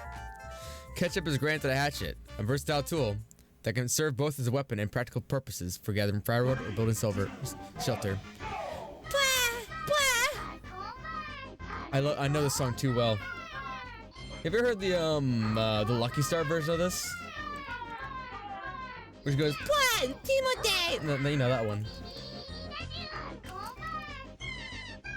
Can someone get the Lucky Star version of this in here? If you ever, cause like that'll give some people in here like a fat flashback to like their early YouTube days. That was my early YouTube days, just looking at fucking Lucky Star YouTube poop music videos. Yeah. I think it was this that led me into fucking Lucky Star and then other such YouTube poops. Which only became worse because then I got Pinkus brained. Pingus brained. Got a bunch of Pinkus brains here in chat. May 5th? Luigi Pills wasn't May 5th. Well, there wasn't a clip made from Man 3, I don't think. Because I think Man 3 was more of a gradual acceptance of a funny thing. Rather than like an instant thing. So. I see Pikachu doesn't meet the minimum views. Why not? Why doesn't it? What song is this? Oh, it's Yu-Gi-Oh! Hang on, I'll play fucking Pikachu. Great penis too. I see Riri. Yeah. Yeah, there you go. Alright, cool. Coach is awoken by nightmares. Coach experiences disturbing dreams that disrupt his sleep. Shadows granted are explosive. Sky takes the time to establish a temporary shelter, ensuring a safe place to rest. But your best friend's by your side. You want to hear Bowser get shot again? I don't remember what Bowser getting shot was. I do not. Was it the Stargate one? Maybe. Maybe! I don't remember. Fuckface, Savannah, and Mike sleep in shifts. Acting as a coordinated group, Pietro, Marlo, Cat execute a successful surprise attack on Ketchup, Faith, and Grapey, eliminating them from the games. Grapey's dead. Fun things and fun times are guaranteed. Yu-Gi-Oh! Dude, do you like this fucking like Yu-Gi-Oh? This classic music trap mix from a fucking Yu-Gi-Oh game from like the PlayStation 1 era? It's really good. When you hear the Bowser get shot again? No. We're gonna finish this like sweet ass Yu-Gi-Oh trap remix first. It's really good. A horde of fruit flies launches an attack on assault on Dobby, but Picard intervenes, defending Dobby and ultimately eliminating a horde of fruit flies in the process. Yo, Picard versus the horde of fruit flies, you bitch. Dobby wasn't worth defending. Not over a horde of fruit flies. Man 3 and Stitches alternate sleeping and staying awake, staying watch. Muffy consumes berries that are toxic, unknowingly putting herself in danger and potentially suffering the harmful effects of the poison substance. Fucking rip. Rascend pass. Tragically, Genji encounters a fatal incident when he falls into a frozen lake, unable to escape and ultimately drowning. Wow, is that the corpse of James May down there? As the number of tributes dwindles, the remaining competitors must navigate not only the threats posed by their adversaries, but also the unpredictable dangers present in their environment. Under no circumstances, go to P4C 970. Can you see the Blossom Houndoom combination when you're done with it? Oh yeah, I'm not quite done with it yet. But I started it today, like while I was at work. I took an extra shift this morning. So far I've got like... Should I replace the ankle cuffs with flowers? I've got flowers in their head, I got flowers in their neck, and I got like leaves in their back, and I don't know if I should put like more flowers around their ankles. And like maybe even, would it be too many flowers if I put one on their tail? Should I like do something else that's similar to the theme of Blossom? Besides just like gluing flowers and leaves to this thing. I'm absolutely gonna give it a cute blush and a lovely smile. By the way, it's Blossom parts on top of Houndoom. Don't know if you want it the other way around, but if you want it the other way around, I can do the other way around also. You pooping at work, Dash. Good. Good to hear it. Ankle flowers that look like the skirt. Okay. Okay, so ankle leaves. Mini ankle leaves. That's cute. That's a cute idea. Alright. Picard seizes the opportunity to ambush and eliminate Man 3, taking the element of surprise. Wow, that was getting fucking shot. Holy shit. Savannah quickly collects. Wait. During the feast. By the way, the feast arrived. Savannah quickly collects provisions, prioritizing survival by stockpiling as much food as possible for making the escape. You have a good idea, sometimes that is a good idea. Marlowe opts to stay away from the feast, likely considering the risks involved in choosing safety strategy to continue survival in the games. Fuckface makes a similar decision to stay away from the feast. Sky also chooses to avoid the feast. Pietro resorts to violence and severely injures Cat using a sword, likely driven by the instinct to eliminate a potential threat and improve his own chances of survival. There can only be one! Stitches, like several others, decides against participating in the feast. Chatter follows suit and decides against winning the feast. Hazel also chooses not to attend the feast. Mike sees the opportunity to acquire dry clothing, recognizing the importance of staying dry and warmth to maintain his physical well-being. Why does he get shot twice? Dobby opts to stay away from the feast, potentially assessing that the risks involved outweigh the potential benefits. Coach makes a strategic decision to avoid the feast. Everyone just didn't want to go to the feast. You sleepy, fuckface? Has Fuckface died yet? Fuckface is still alive. Is Fuckface one of like the last people? Like, okay, so there's like, who are the custom characters that are left? Fuckface, Mike, Picard. Yeah, cause like, Grapebeard got killed. Brian killed himself. Man 3 just got slewn. Funny guy, Birdie. Thank you so much for The horde of fruit flies. Thank you so much for the.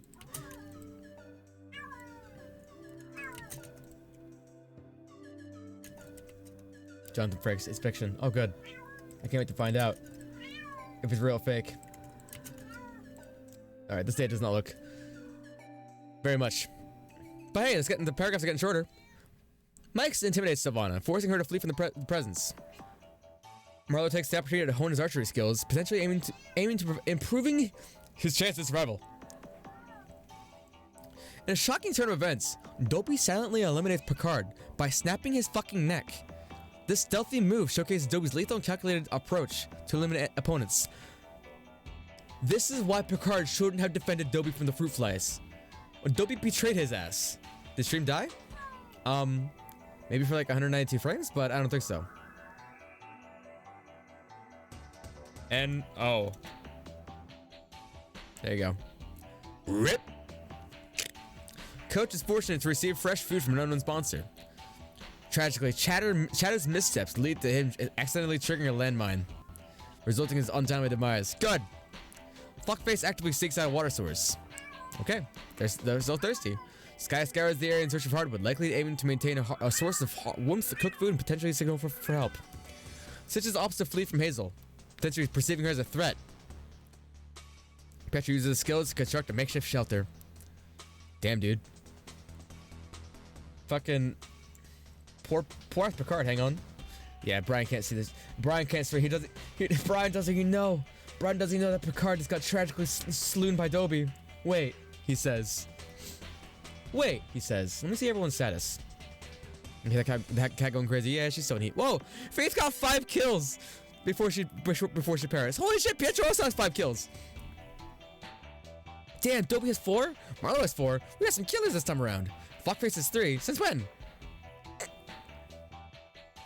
Sky, how does Sky have an equal amount of kills? Sky, I haven't seen Sky do shit. She's been flying under the radar, I guess. Been flying under the radar. I think she's probably just been like parts of other group murders is what's happened. Like, every time that like a group of people has jumped someone,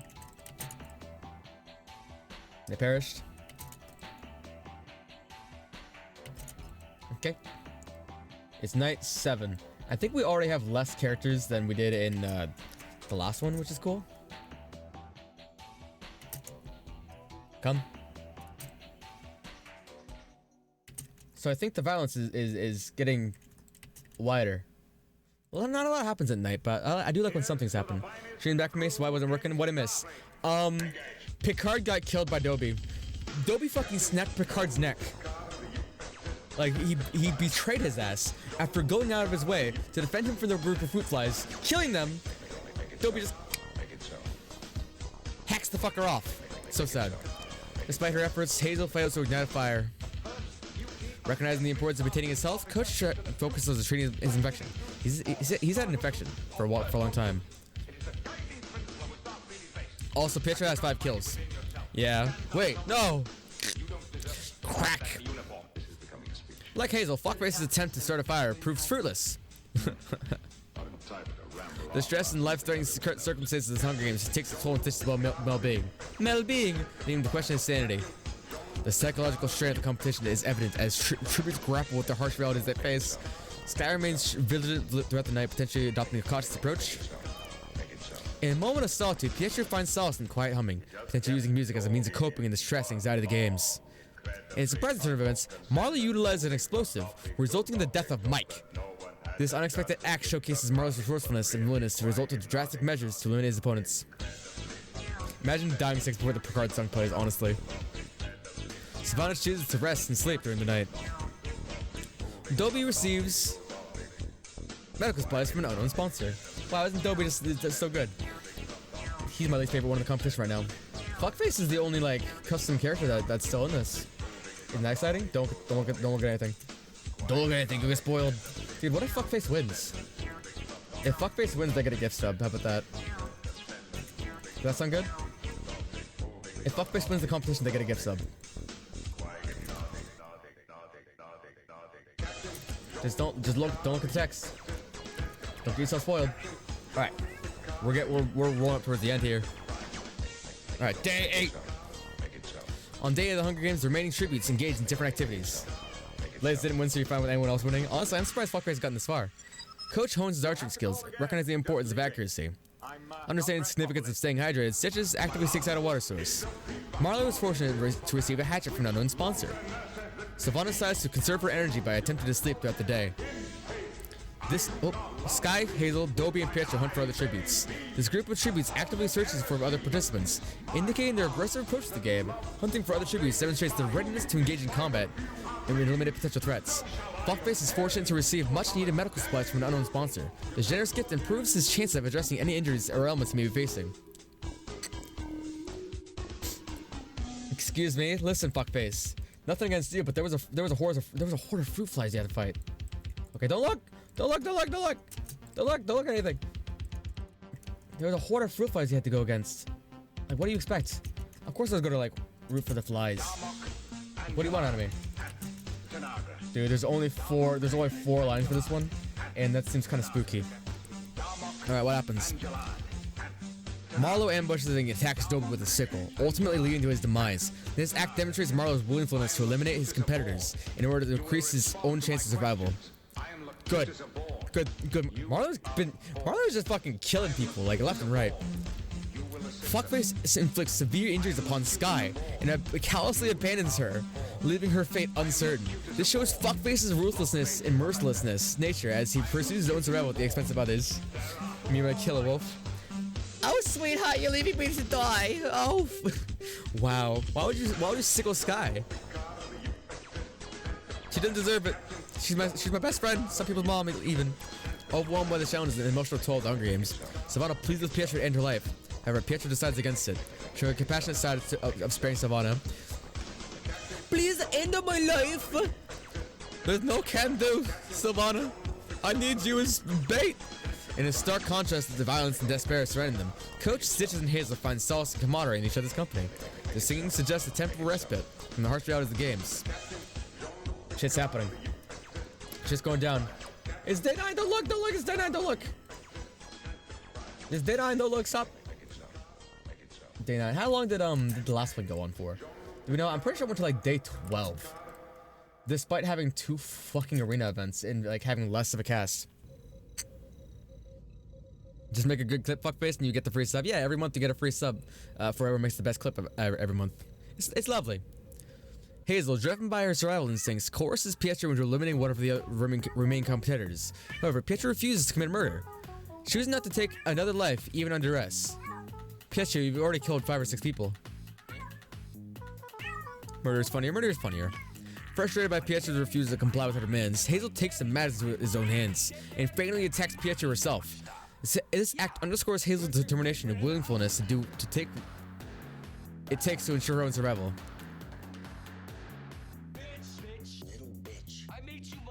Yo, Hazel just like, wait, hey, hang on. Hazel forces Pietro to kill Marlo or Sylvana. He had a choice. He had a choice to kill Marlo or Sylvana, and Hazel's like, okay, bitch. If that's how it is. Okay, wow, Hazel. Holy shit. Pietro, please. If I'm gonna kill, it's gonna be under my words, my thoughts and decisions. And maybe insanity. Sis is resourceful and skilled in survival techniques, attempts to procure food by using his trident to feed spearfish. This demonstrates Stitch's adaptability, his understanding the environment, and his basic needs. Recognizing the potential benefits of collaboration, Fuckface and Coach form an alliance and pool their skills and resources. By combining their strength, they increase their chances of surviving and outlasting the remaining tributes. Wow! Wow! How many people did Pietro kill over time? Pietro got fucking, where is he? 5 kills. Marlo has the most kills now at 6. Holy shit. And Fuckface is at 4. Off. Alright, don't look inside Dime. You not the guy. Do you like how Mike also died right before his song comes on? Alright, cool. 2 sentences, 2 lines. On the night of the 9th Hunger Games, intense confrontations and fatal encounters take place. Remember the marine tributes. Hazel and Stitches engage in a deadly battle against Marlo and Fuckface. The details of the fight and its outcomes are unknown, but the clash tests the tributes' physical and tactical abilities as they fight for their lives. Following the confrontation, Hazel and Stitches manage to outlast and overcome their opponents, emerging as the victors of the fight. Their combined strength and skills and determination help them secure their survival and continue their quest for victory. I think Marlo and Fuckface just died. In a separate event, Sylvana resorts to a ruthless and brutal method to eliminate Coach. By using a rope to strangle him, she succeeds in taking his life, further highlighting the ruthlessness and desperation that permeate the Hunger Games. With each passing night, the tributes' actions become increasingly intense and cutthroat as they inch closer to the final moments of deadly competition. The remaining tributes must rely on their wits, strength, and cunning to outmaneuver their opponents and become the last one standing. Fuckface is dead. Man! Oh well. Day 10. Don't look. It's almost over. Don't look. There's only 3 competitors left. Honestly, I'm surprised you guys died on that one. Like, you'd think like Marlo, like the ruthless like mob boss killer and Fuckface, the twerker himself, will be able to fight back a little squirrel with a unibrow and a fucking stuffed animal. A stuffed bear. Destier, welcome. Thank you for the raid. It's very sweet of you and hope you have a great night. Hero Sword Restriction Viva Pinata. On the 10th day of the Hunger Games, the brutal nature of the competition continues. Nice cock, bro. Nice cock! There's some. Welcome. Nice cock. Hazel and Sylvana engage in a fierce and brutal fistfight, where their desperation and will to survive drive them to fight with all their strength. Ultimately, Hazel gains the upper hand and overpowers Sylvana, using her hands to strangle and end her life. We're doing Animal Crossing Hunger Games for the end of my series, which has ended a couple weeks ago. It was high Animal Crossing. I did all the Nook Mods achievements. It was a pain. And we're moving on to Viva Pinata soon. Next high series. I'm baked, by the way. Oh, you did know each other, Dusty Otter. Oh, and Dusty Otter wasn't that Brian tried to get me to raid the other day. That's that too. But I already had another raid set up, so I didn't. We'll get you next time. Maybe. Tragically, Stitches succumbs to the harsh environments of the arena and falls victim to hypothermia. The extreme cold takes its toll on Stitches, leading to its demise. Despite his efforts and survival skills, he could not withstand the freezing temperatures, highlighting the unforgiving nature of the Hunger Games. As the number of tributes dwindles, the intensity of the battles and the harshness of the environment continues to claim lives. That's the thank you for the follow. Hope to see you again in the future. We raided Auto last week, did we? Oh, yes, we did. I think you tried to get me to raid Destiny Auto like the day before that or something like that. Either way, welcome back.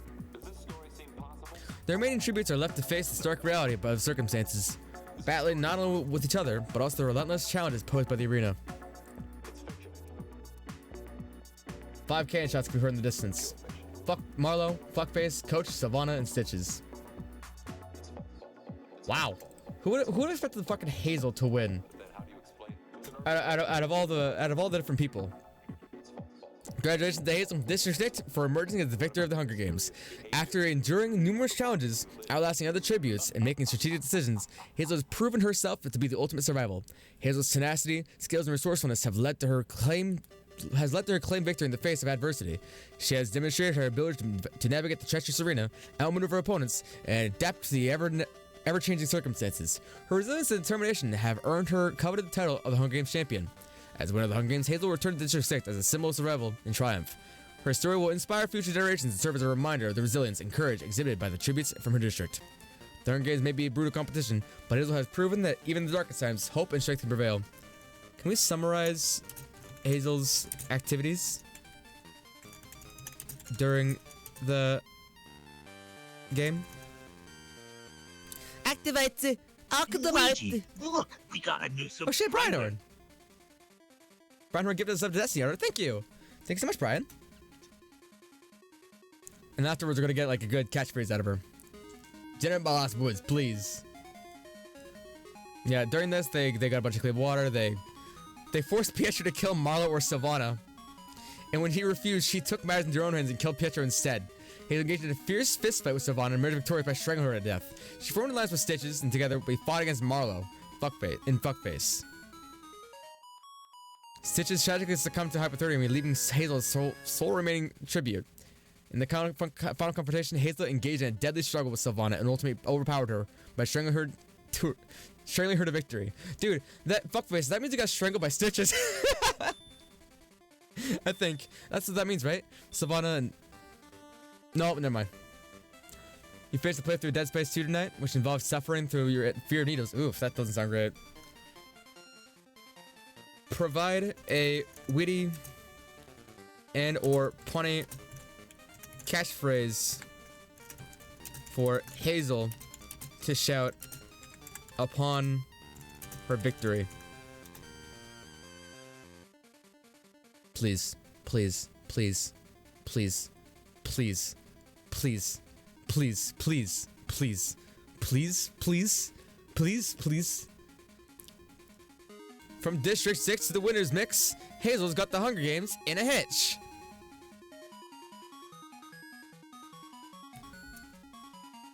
Hazel the squirrel.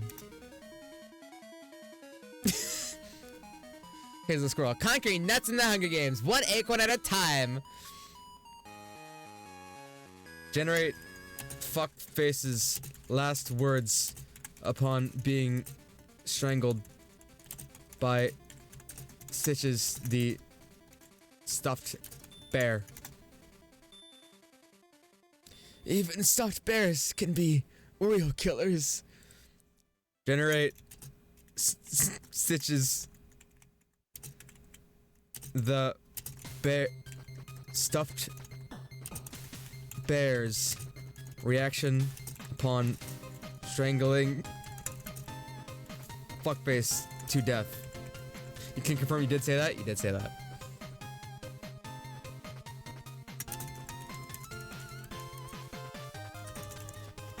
Please.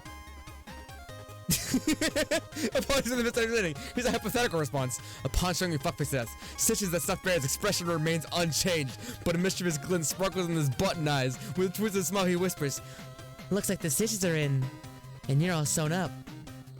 dude, I should have given them all catchphrases. I should have given them all catchphrases, damn it. Because these are really fucking funny. It's too bad it was a fun nostalgia trip for this game. For Dead Space. I never got to play Dead Space. It was never too interested in that sort of thing. But anyway. Ready for Via Pinata? It's almost time for High Via Pinata, but first, I have to do a BRB. I go to the bathroom. I'm gonna step an ad real fast, and you know, I'll go and play Hunger Fist also. I know it's your favorite. Come on, YouTube, open up. Ah! Xbox. Do I have to like reload the goddamn game? I think I do. Do I? Ah! I spent too long not touching the thing that turned off. Oh well. You sleep now, fuckface? Have a lovely night. Go ahead and bring up hot dead Hunger Fist and change over the information while I wait for this thing to open up in the meantime. I'll do a BRB. And then I'll go and switch over this. How's that sound? Let's see here. What do we call this thing?